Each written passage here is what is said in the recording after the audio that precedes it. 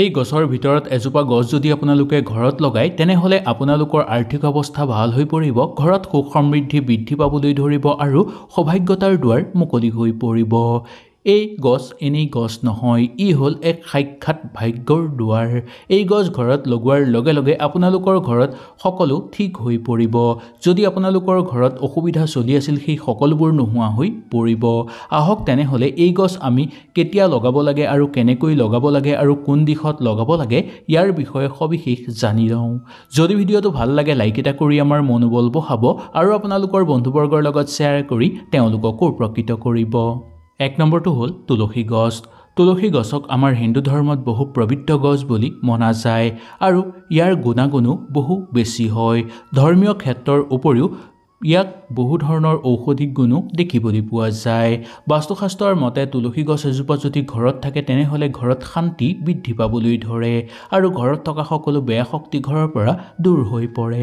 আহক এতিয়া আমি জানি লওঁ ঘৰত তুলসীজোপা আমি কোন ঠাইত লগাব লাগে। যদি ঘৰৰ উত্তৰ পূব বা পূব উত্তৰৰ জেগাত আপোনালোকে এই তুলসীজোপা লগায় তেনেহলে আপোনালোকৰ অত্যন্ত শুভ হ'ব।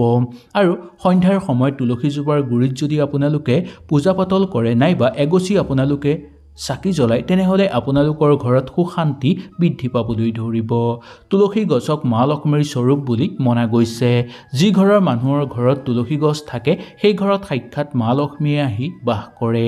যি মানুহৰ ঘৰত মা লক্ষ্মীয়ে বাস কৰে সেই ঘৰত সদায় সুখ শান্তি বৃদ্ধি পায় আৰু প্ৰচুৰ পৰিমাণে অৰ্থৰ আগমন হয়। তেনে মানুহৰ ঘৰত কেতিয়াও দুখ দৰিদ্ৰতা নাহে, তেনে মানুহৰ ঘৰত কেতিয়াও অকাল নাহে। সেই গতিকে আপোনালোকে ঘৰত এজোপা তুলসী গছ লগাবলৈ চেষ্টা কৰিব আৰু সেই তুলসীজোপা সুন্দৰভাৱে প্ৰতিপালন কৰিব। এনে কৰিলে মা লক্ষ্মী আনন্দিত হৈ পৰিব আৰু মা লক্ষ্মীৰ পৰম আশীৰ্বাদ আপোনালোকে লাভ কৰিব পাৰিব। 2 নম্বৰটো মানি প্লাণ্ট গছ। আমাৰ সকলো মানুহৰ ঘৰত এজোপা মানি প্লাণ্ট গছ থকাটো বহু বেছি শুভ বুলি মনা গৈছে। বিশ্বাস কৰা হয় যে এই গছ যি মানুহৰ ঘৰত থাকে সেই ঘৰত কেতিয়াও অৰ্থৰ অভাৱ নহয়, কেনিবা তেওঁলোকৰ ঘৰত অৰ্থৰ আগমন হয়। বাস্তুশাস্ত্ৰৰ অনুসৰি মানি প্লাণ্ট গছ যদি আপোনালোকে ঘৰত সঠিক দিশত লগায় তেনেহলে আপোনালোকৰ ঘৰৰ পৰা সকলো বেয়া শক্তি দূৰ হৈ পৰিব আৰু আপোনালোকৰ ঘৰত যদি কিবা কুফা আছে সেই সকলোবোৰো দূৰ হৈ পৰিব। ঘৰত ধন সম্পত্তি বৃদ্ধি পোৱাৰ উপৰিও ঘৰৰ পৰিৱেশই শান্ত কৰি ৰাখে। আহক এতিয়া আমি জানি লওঁ বাস্তুশাস্ত্ৰৰ অনুসৰি মানি প্লাণ্ট গছজোপা কোন দিশত আমি ঘৰত লগাব লাগে। মানি প্লাণ্ট গছজোপা আমি ঘৰৰ দক্ষিণ পূব দিশত লগোৱাটো অত্যন্ত শুভ। এনে ঠাইত যদি এই গছ আমি লগাওঁ তেনেহলে আমাৰ ঘৰত ধন বৃদ্ধি পাবলৈ ধৰিব, আৰ্থিক স্থিতি আপোনালোকৰ ভাল হৈ পৰিব। ইয়াৰ সম্পৰ্কে আপোনালোকে আৰু অধিক জানিব বিচাৰিলে মোক তলত নিশ্চয় কমেণ্ট কৰি জনাব পাৰে। এই মানি প্লাণ্ট গছ যদি আপোনালোকৰ ঘৰত সুন্দৰভাৱে লগোৱা হয় আৰু সঠিক দিশত লগোৱা হয় তেনেহলে দেখিবলৈ পাব যে সকলো শুভ শক্তি আহি আপোনালোকৰ ঘৰত বাস কৰিবলৈ ধৰিব। এই গছ ঘৰত থাকিলে আপোনালোকে যি কামতেই হাত দিব সেই কামতেই সফলতা লাভ কৰিব পাৰিব। যি ক্ষেত্ৰত আপোনালোকে যাব বিচাৰিব তাতেই যাব পাৰিব আৰু সকলো দেৱ দেৱীৰ পৰম আশীৰ্বাদ আপোনালোকে লাভ কৰিবলৈও সক্ষম হ'ব। 3 নম্বৰটো লাকি বাম্বু বা বাঁহ গছ। লাকি বাম্বু বাস্তুশাস্ত্ৰত বহু পবিত্ৰ বুলি মনা গৈছে। এই বাঁহ গছ যদি আপোনালোকে ঘৰত লগাব পাৰে বা আপোনালোকৰ ঘৰৰ সন্মুখত লগাব পাৰে তেনেহলে আপোনালোকৰ অত্যন্ত শুভ হ'ব।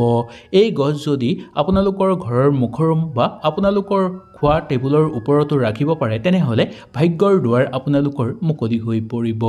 এই গছ ঘৰত থাকিলে সৌভাগ্যতা নামি আহিব, ঘৰত উন্নতি বৃদ্ধি পাবলৈ ধৰে, কৰ্মক্ষেত্ৰত আপোনালোকৰ শান্তি হয়, ব্যৱসায়িক বাণিজ্যৰ ক্ষেত্ৰত প্ৰগতি বৃদ্ধি পাবলৈ ধৰে। সেই গতিকে এই বাঁহজোপা আপোনালোকে ঘৰতো ৰাখিব পাৰে বা আপোনালোকে যি জেগাত কাম কৰে সেই ঠাইতো আপোনালোকে নি এই বাঁহ গছজোপা আপোনালোকে কোনো এটা টাবত ৰাখিব পাৰে। আহক এতিয়া আমি জানি লওঁ এই বাঁহ গছজোপা আমি কোন দিশত ৰখাটো শুভ হ'ব। এই বাঁহ গছজোপা যদি আমি পূব দিশত বা দক্ষিণ পূব দিশত ৰাখোঁ তেনেহলে সকলোতকৈ বেছি উত্তম হ'ব। এই দিশত এই গছ ৰাখিলে আমাৰ সকলো শুভ হৈ পৰিব আৰু এই কামটো আপোনালোকে খুব সুন্দৰভাৱে কৰিব। দীঘলীয়া সময়ৰ অন্তত হ'লেও আপোনালোকে ইয়াৰ পৰা অধিক বেছি লাভ কৰিবলৈও সক্ষম হ'ব। এই লাকি বাম্বু গছজোপা আপোনালোকে বা এই বাঁহৰ গছজোপা আপোনালোকে ঘৰত যদি ৰাখে তেনেহলে আপোনালোকৰ ঘৰৰ দুৰ্ভাগ্য দূৰ হৈ পৰিব আৰু সৌভাগ্যতাৰ দুৱাৰ মুকলি হৈ পৰিব। আপোনালোকৰ ঘৰৰ মানুহৰ আয়ুস দীৰ্ঘায়ু হৈ পৰিব আৰু উন্নতিৰ প্ৰকাশ ঘটিবলৈ ধৰা দেখিবলৈ পোৱা যাব। 4 নম্বৰটো হ'ল জুহি ফুল বা জেসমিন ফুলৰ গছ বা মল্লিকা ফুলৰ গছ। মল্লিকা ফুলৰ গছ যদি ঘৰত লগাই তেনেহ'লে আপোনালোকৰ ঘৰৰ পৰিৱেশ শান্ত হয় আৰু আপোনালোকৰ জীৱনৰ প্ৰসাৰ ঘটিবলৈ ধৰে। বাস্তুশাস্ত্ৰৰ অনুসৰি এই গছ ঘৰত থাকিলে প্ৰেম ঘৰত বৃদ্ধি পাবলৈ ধৰে আৰু ঘৰৰ মানুহৰ সৌন্দৰ্যতা বৃদ্ধি পাবলৈ ধৰে। ইয়াৰ উপৰিও প্ৰগতি বৃদ্ধি পাবলৈ ধৰে। যদি এই গছ আপোনালোকে ঘৰত লগাই তেনেহ'লে ঘৰৰ পৰিৱেশ পবিত্ৰ হৈ পৰে আৰু ঘৰত কেতিয়াও বেয়া শক্তিয়ে ঠাই নলয়। সেই গতিকে ঘৰৰ সন্মুখত এই মল্লিকা ফুলৰ গছ আপোনালোকে লগাব পাৰিলে বেছি ভাল। এই গছ ঘৰত লগোৱাৰ লগে লগে আপোনালোকে দেখিবলৈ পাব যে আপোনালোকৰ ঘৰৰ পৰিৱেশ শান্ত হৈ পৰিব আৰু আপোনালোকৰ সকলোৰে মনৰ চাপ দূৰ হৈ পৰিব। মনত এক নতুন শক্তি উদ্ভাৱন হ'বলৈ ধৰিব আপোনালোকৰ। সেই গতিকে এই গছ আপোনালোকে ঘৰৰ সন্মুখত লগাব বিচাৰিলে লগাব পাৰিব বা উত্তৰ পূব দিশতো যদি আপোনালোকে ঘৰ লগাব পাৰে তেনেহ'লে আপোনালোকৰ মংগল হ'ব। এনে কৰিলে আপোনালোকৰ ঘৰত শুভ শক্তিৰ আগমন ঘটিবলৈ ধৰিব আৰু এই গছ ঘৰত থাকিলে আপোনালোকৰ ধন সম্পত্তিও বৃদ্ধি পাবলৈ ধৰে। 5 নম্বৰটো নাৰ্জী ফুলৰ গছ। নাৰ্জী ফুলৰ গছ ঘৰত লগোৱাটো অত্যন্ত শুভ বুলি মনা গৈছে। যদি আপোনালোকৰ ঘৰৰ সন্মুখত নাৰ্জী ফুলৰ গছ লগাই তেনেহ'লে আপোনালোকৰ ঘৰত সৌভাগ্য নামি আহিব আৰু লগতে উদ্যম আপোনালোকৰ বৃদ্ধি পাবলৈ ধৰিব। বাস্তুশাস্ত্ৰৰ অনুসৰি এই নাৰ্জী ফুলৰ গছ যদি আপোনালোকে ঘৰত লগাই তেনেহ'লে আপোনালোকৰ সকলো দুখ কষ্ট দূৰ হৈ পৰিব। আপোনালোক উজ্জ্বলিত হৈ পৰিব আৰু সকলো ফালৰ পৰা প্ৰগতি কৰিবলৈ সক্ষম হ'ব। নতুন নতুন কামত সুযোগ সুবিধা আপোনালোকে লাভ কৰিবলৈও সক্ষম হ'ব। ঘৰত প্ৰচুৰ পৰিমাণে অৰ্থৰ আগমন হোৱাৰ উপৰিও আপোনালোকে নতুন নতুন ক্ষেত্ৰত সুযোগ সুবিধা লাভ কৰিবলৈও সক্ষম হোৱা দেখিবলৈ পোৱা যাব। কিবা যদি কাম আপোনালোকে কৰিব বিচাৰে তেনে ক্ষেত্ৰতো আপোনালোকে সুচাৰুভাৱে কৰিব পাৰিব। এই নাৰ্জী ফুলৰ গছ ঘৰৰ সন্মুখত লগোৱাটো অত্যন্ত শুভ বুলি মনা গৈছে। পূব আৰু দক্ষিণ দিশত যদি এই গছ লগাব পাৰে বা পূব দক্ষিণ দিশৰ মধ্য দিশত যদি এই গছ আপোনালোকে লগায় তেনেহ'লে দেখিবলৈ পাব যে আপোনালোকৰ ঘৰত খুব শুভ প্ৰভাৱ পৰিব। ইয়াৰ ফলত আপোনালোকে দেখিবলৈ পাব যে আপোনালোকৰ বিশ্বাস বৃদ্ধি পাবলৈ ধৰিব। ঘৰত ধন সম্পত্তি বৃদ্ধি পাবলৈ ধৰিব। আৰ্থিক স্থিতি আপোনালোকৰ ভাল হ'ব আৰু পৈতৃক সম্পত্তি লাভৰ প্ৰবল যোগ নামি আহিব। Peace lily. পিচ লিলি ফুলৰ গছ আপোনালোকে ঘৰত লগোৱাটো অত্যন্ত শুভ বুলি মনা গৈছে। যি মানুহৰ ঘৰত এই গছ থাকে সেই ঘৰত প্ৰগতি অতি সোনকালেই নামি আহে। সেই ঘৰৰ মানুহৰ ঘৰত সুখ শান্তি বৃদ্ধি পাবলৈ ধৰে অতি সোনকালে।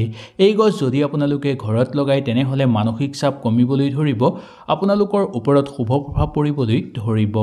বাস্তুশাস্ত্ৰৰ অনুসৰি আপোনালোকে এই গছ ঘৰৰ ভিতৰতো লগাব পাৰিব বা ঘৰৰ বাহিৰতো লগাব পাৰে। এই গছ ঘৰত থাকিলে ঘৰৰ পৰা সকলো বেয়া শক্তি দূৰ হৈ পৰে। ঘৰত শুভ শক্তিৰ আগমন ঘটিবলৈ ধৰে আৰু সকলো ফালৰ পৰা আপোনালোকৰ ধন সম্পত্তিও বৃদ্ধি পাবলৈ ধৰে। এই গছে ঘৰৰ সৌন্দৰ্যতা বৃদ্ধি কৰে আৰু পৰিৱেশ শান্ত কৰি ৰাখে। সঠিক যত্ন ল'লে এই গছজোপাৰ পৰা আপোনালোকৰ ঘৰত সুখ সমৃদ্ধিও বৃদ্ধি পাবলৈ ধৰিব আৰু আৰ্থিক ক্ষেত্ৰত আপোনালোকৰ উন্নতি বৃদ্ধি পাবলৈ ধৰিব। এই গছ যদি আপোনালোকে পূব দিশত ঘৰত লগাব পাৰে তেনেহ'লে মংগল হ'ব বা আপোনালোকৰ ঘৰৰ যোন জেগাত এই গছৰ পুলিটো ৰাখিব সেই ঠাইটো আপোনালোকৰ পূব দিশৰ ফালে হ'লে বেছি ভাল। পূব দিশৰ ফালে যদি এই গছ লগাই তেনেহ'লে ইয়াৰ ফল অতি সোনকালে আপোনালোকে লাভ কৰিব পাৰিব। ইয়াৰ উপৰিও উত্তৰ দিশৰ ফালেও আপোনালোকে থ'ব পাৰিব। এই গছ ঘৰত থাকিলে আপোনালোকৰ ঘৰৰ সৌন্দৰ্যতা বৃদ্ধি পোৱাৰ উপৰিও ঘৰত সুখ শান্তি আৰু প্ৰগতি বৃদ্ধি পাবলৈ ধৰিব। মানসিক চাপ আপোনালোকৰ দূৰ হৈ পৰিবলৈ ধৰিব।